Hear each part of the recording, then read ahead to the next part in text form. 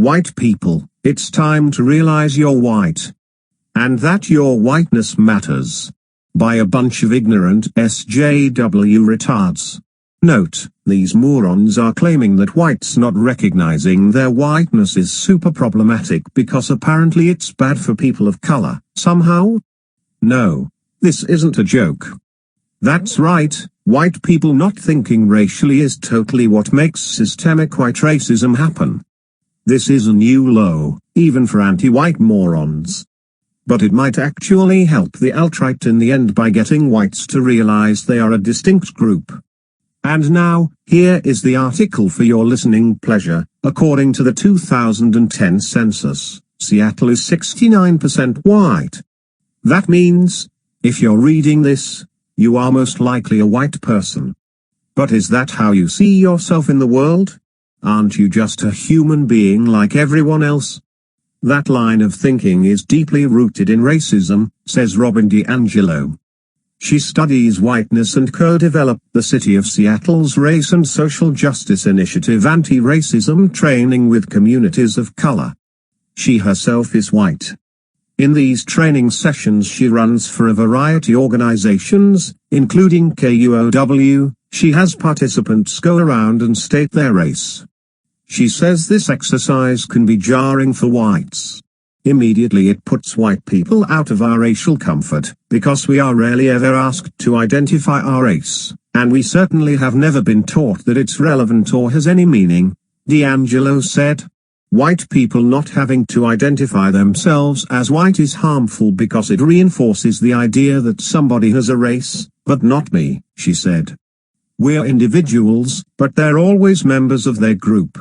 According to DiAngelo, it's also problematic for white people in America to associate themselves primarily with their European heritage, because it obscures how much whiteness profoundly shapes their experience. I don't move through the world having an Italian experience in the US. I have a white experience in the US and we have to get honest about it, and grapple with what that means, she said. Some of our mythology about race in this country can also be harmful in obscuring the racial realities, DiAngelo argues. Take the melting pot story that paints a picture of peaceful coexistence between the races, because there's been so much mixing and interracial marriage. The reality is only European ethnics melted. So yes, Italians and Irish were once seen as similar to black, she said. But once you assimilate, drop your accent, maybe modify your food a little bit, you meld into whiteness. Quite frankly, people of color were never able to melt into that pot and only be seen as individuals or as members of a really specific ethnic group. They're always seen in racialized terms. These issues are difficult for many to come to terms with in their own lives, let alone figuring out how to guide their children through it. What should we be teaching our kids about race?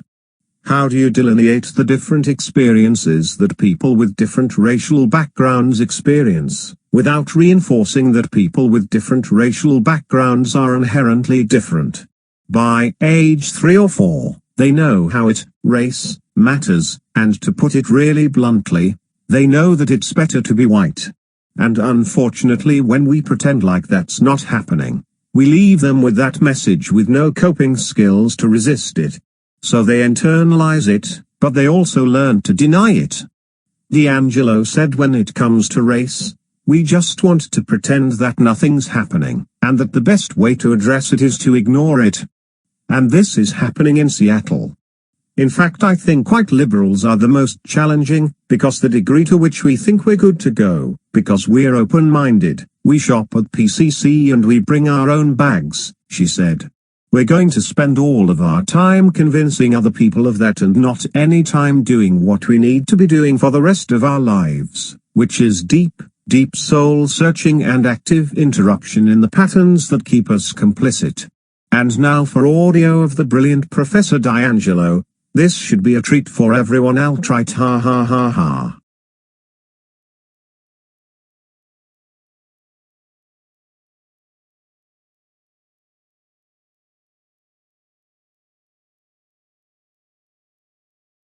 Oh, that people sometimes immediately say I'm not white. Yes, it usually manifests in I'm just a human race. So one of the techniques I use to open my sessions is I talk about my own race immediately, right? Draw people's attention to my race, and then ask them to go around the group and to say what their racial identity is.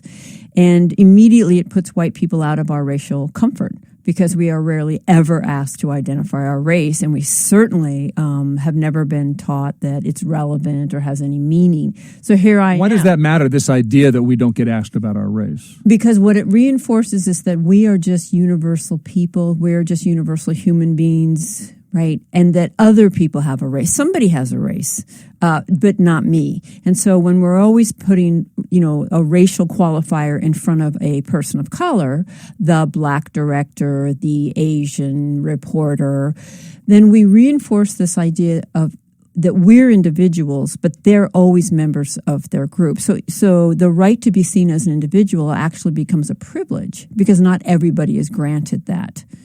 If a group member doesn't identify as white, what do they say they are? Oh, they will say human.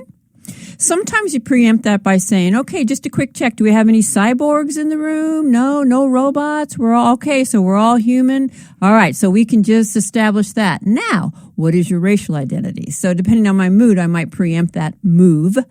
They may also say I'm European, American, or I'm Italian, or I'm Irish. What's wrong with that if they're Italian-American? Well, there's nothing wrong with it. I'm Italian-American. But we are talking about race, and we live in a society in which race matters profoundly. And I don't move through the world having an Italian experience in the U.S. I have a white experience in the U.S., and we have to get honest about it and grapple with what that means.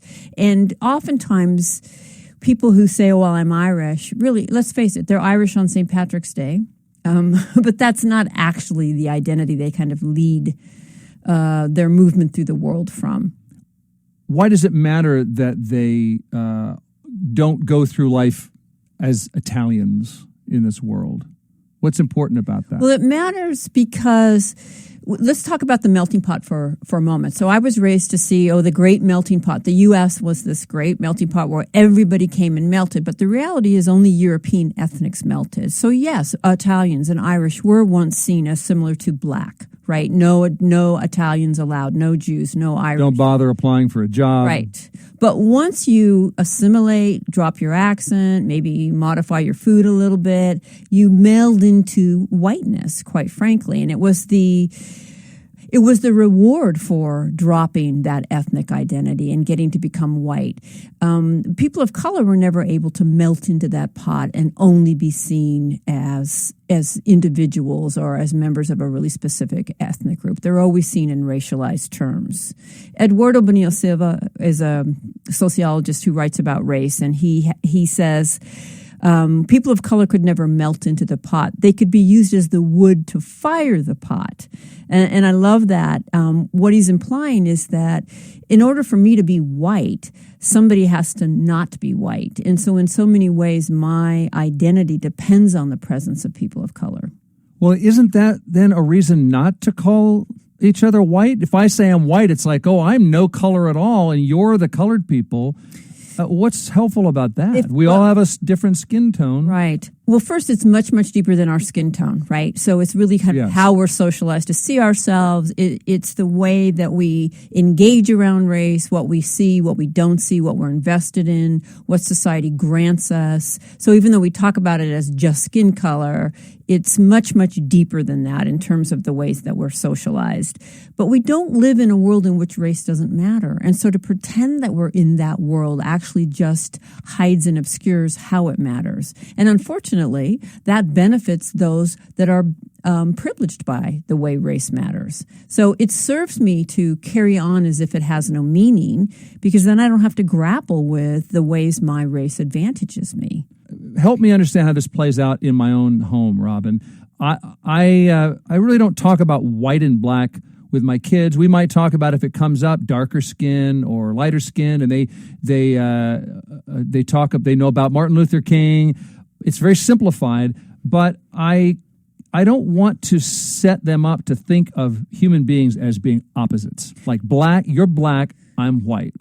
Well, what's wrong with that? Sadly, they learn very early that human beings are set up as opposites. So think about boys and girls. Do you think any child doesn't know that boys and girls are very different, that it's very, very important which one they are, and that they not be confused? And a lot of what you, I hope, would do as a parent would be help them challenge those boxes. But to pretend as if the boxes aren't there is not going to help your child.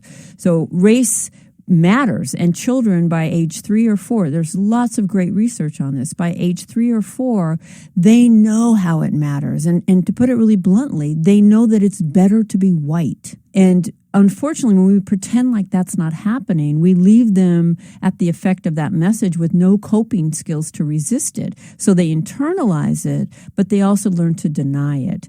We need to be real about what's going on in the world. I'm sure there are lots of the issues you would address. I would like to think you would talk about domestic violence. And if you had a daughter in particular, right, you would teach her that she should never has to endure certain kinds of treatments. And if you had a son, you would want to make sure he understood that he's not free to just proceed with girls any way he wants, right? We know that we have to help them with this. And when it comes to race, we just want to pretend that nothing's happening and that the best way to address it is to ignore it. How about a middle ground where I really do talk to my oldest about privilege and skin color? I just haven't put it in black-white terms. That seems to be a relic that it would be nice if we got past this. First of all, the kids know that somebody isn't black and they're not white literally, but also I don't want to set them up to think of people, as I say, as opposites. How do I play that middle ground? It's very, very challenging, right? And if we had, figured it out, we'd be somewhere else. Yeah. But I just have to reiterate that not addressing it is not the way they're going to kind of understand that nothing's happening. You also have to ask yourself, from what racial position are you proceeding as a parent, right? And it's worth reflecting on, who does it serve to want to proceed as if these things don't matter? Do you think that tends to be what parents of color say or think? No, I don't think right. that. So that there's something in there for us. There's a little red flag. Wait a minute. This is probably not a universal sentiment. It is probably most particularly a white sentiment, and therefore it's functioning in a way that I should look at and grapple with, right? When I'm trying to figure out how something works, or it's very hard to ever get to true or false or right or wrong or good or bad. And so I ask how it functions. Who's most likely to say that, and what does it serve? So human nature is a common argument I hear. It's just human nature. Someone has to be on top. Right? Oh. And I suppose if you look across the recorded history, it certainly appears that there have always been those who dominate. And yet, who is most likely to say that domination is just human nature? Those on the top or those on the bottom? It is rarely a narrative of those on the bottom. And if we also look across recorded history, we can see that striving for justice and overcoming domination is just as old. Is also natural. Human nature. Exactly. So what side do I want to be on that, right? And who does it serve, right? Which narrative serves what? So this idea that the best way to have our children be, so-called open-minded is to not talk about race as if it mattered, really just serves those of us who have been able to proceed as if it doesn't matter. Will you give me an example of how white people acting like, despite what's happened over hundreds and thousands of years, suddenly race doesn't matter, how that functions to perpetuate racism? How does that work? Well, one of the challenges is that we are not able to trace our history into the present. So one, we actually aren't taught really good, clear history. I mean, there were hundreds of years of our history was founded in human enslavement. To not grapple with that as deeply and complexly as we discuss lots of other Declaration of Independence, all of these things that we study, does not prepare us to understand how we came to be in the moment we're at. But we also have to be able to trace it into the present. So there's this disconnect. One, we don't even know our history, but two, we see all of this as in the past. It serves us not to look at how race has shaped our lives. It serves us not to look at how we've been advantaged by our race. To have to look at that challenges our very identities as good people. And that's been one of the most effective adaptations of racism post-civil rights, is to make being a good moral person and complicity with racism mutually exclusive. So that what I hear, if you suggest that I'm complicit with racism or that I'm gaining advantage by nothing that I'm aware I'm doing, you've basically given me a deep moral insult by suggesting I'm not a good person. And since I'm consciously against racism and unaware of these advantages, I'm going to put all my energy into defending my character. And we can see this everywhere. It's what I call white fragility, right? This incredible... You actually coined that now famous phrase, white fragility. Yeah. You see this incredible defensiveness and this need to deflect and deny and explain away everything but the deep lifelong reflection that we need to be doing in a society that is so separate and unequal. And that's the other piece. You're talking about your children, but odds are you probably are raising them in segregation, as most white people raise their children in segregation.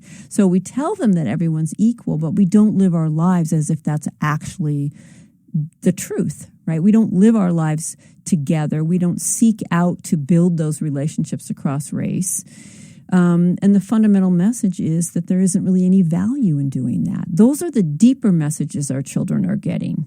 So, Robin, what happens when someone listening to you right now stops saying, I'm Irish, half Scotch, or I'm part of the human race?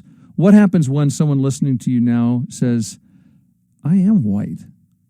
Why does that matter? What happens next? What happens next, hopefully, is they begin to grapple with what that means, because it does shape every aspect of their lives and their perspectives. It shapes how we come to the table. The reality is, because of institutionalized structured racism, white people control all the institutions. We sit at the tables of power. We make the decisions that are going to affect other people's lives. And those other people don't tend to be at those tables.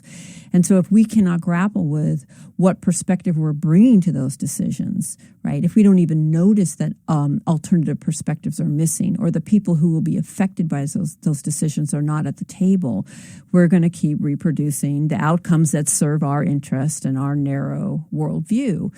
What I would hope is the person would begin to grapple with what it means and how it shapes their relationships, and also the relationships that they don't have. If we take a hard look, most of us don't have authentic, sustained cross-racial relationships. We don't understand people of color's experiences, and yet we get to be in the position to represent them, right? These are very weighty outcomes, right?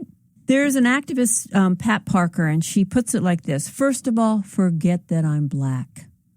All right. And I think what she means by that is stop reducing me to that. Stop having everything be about that. Stop always labeling me that way.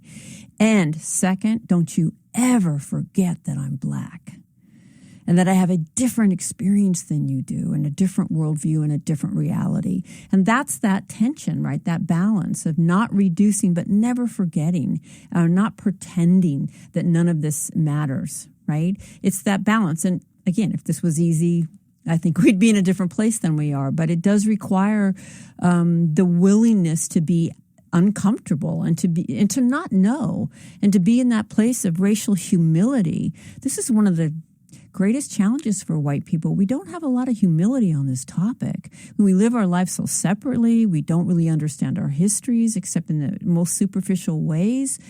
And yet we all have opinions that we so arrogantly just trot forth as if they're as valid as anybody else's. Do you think when I feel uncomfortable saying I'm white, you know, some part of me immediately wants to make a joke out of it or be sarcastic about it. Do you think there's, you know, and I feel I want to get beyond these labels. Mm-hmm. Do you think that there's something either unconscious or dishonest with me that's going on? Well, it goes against all your conditioning, right? You have had that deep access to a sense of yourself as an individual, as special and unique, right? And to say that being white means something, you have to give up a little bit of that individualism. And it's also an ideology that's rather sacred, right? It's like, it's a terrible breach for you to suggest, you're generalizing. That's wrong. So there are all of these beliefs that make it really hard for you to do that, right?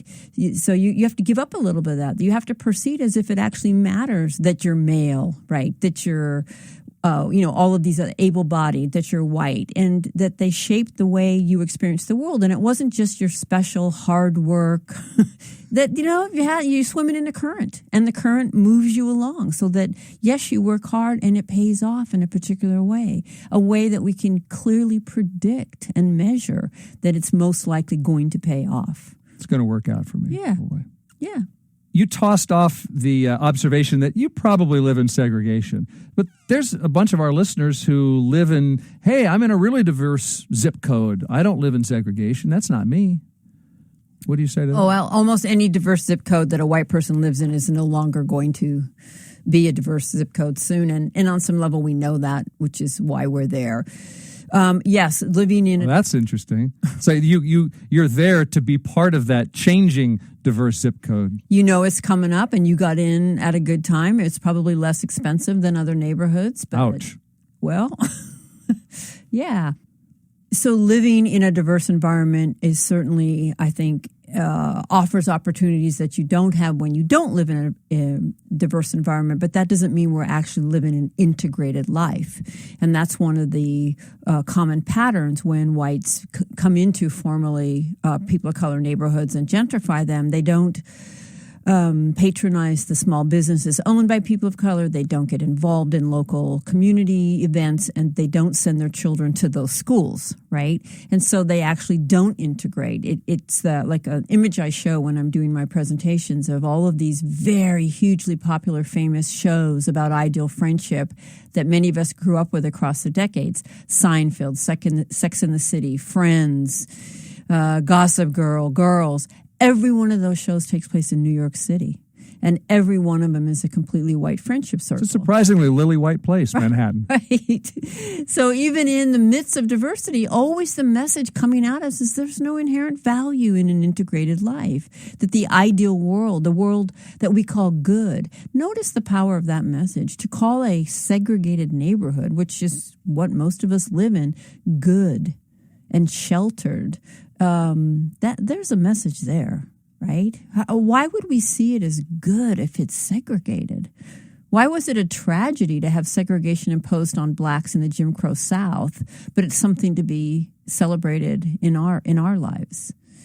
All right, Robin, how about this? Is it okay to look forward to the day when race doesn't matter and I don't identify as white? Yes, but we are not there yet. And to proceed as if we are only obscures what's actually going on and holds it all in place, right? And we will not get to that place without action, without you and I actually interrupting the patterns of this in our own lives, right? So to just be aware of things like white privilege and white advantage and be able to say, oh, yeah, I know I have it, and then proceed the way you've always proceeded, that will not change the way the system is. We actually have to look at the really deep issues like how do we fund schools and the criminal justice system. And, there are there's so much work to be done. You've told me, Robin, that a real common question you get is, hey, aren't we, by dividing into races, I'm white, this person's that, we are dividing ourselves. That's a bad thing, right? That's another just classic white narrative, right? We live divided lives. Right. I think most of your listeners, if they really look at who's at your table, and I don't mean setting your table, I mean sitting at your table, breaking bread with you, who is in your life, where are those close, intimate relationships? We're already separate by race. So to not talk about that only holds it in place. And what other social dilemma do we think the best strategy for would be to never discuss? Domestic violence? Child abuse is the best strategy to never discuss these things. when you're on the airplane and they say you need to put your oxygen mask on first and then turn and put it on others, that's what I would say to parents, right? We always want to, how do I teach my children, as if we're in good shape and we just have to then say the right thing to them. But where are we? Do we have our oxygen masks on? What work have we done? What deep soul searching? How have we set up our lives? Who's in our children's world? Is this especially a problem in Seattle? White people who don't want to deal? No, I used to teach in Massachusetts. I've heard that said about Seattle. Well, what Seattleites are able to do, white Seattleites are able to say, gosh, there just aren't very many here. So we can cover it that way. When I was back east, the segregation is so explicit. I mean, you have cities that are 57% Black and Latino, and block by block, you have either all white or all Black and brown. So it's harder to deny on the East Coast. Right. But Seattle, we have. So we're better off in Seattle. We're advanced. No, we have a very deep history. There's lots going on here. We have lots of opportunities to challenge this segregation. There's your other red flag. Whenever you feel complacent as a white person, you should think, okay, what about this narrative is making me feel better about myself and therefore less responsible to have to do anything to interrupt it? We have plenty of opportunities in Seattle to interrupt racial segregation. Seattle public schools are under federal investigation right now for racial disparity. This does translate into people's lives, right? This lack of understanding of the reality of people of color, combined with deep implicit bias that no white person can miss because the images circulate around us 24/7. It does translate into how we go forth and do business. So no, Seattle is not off the hook.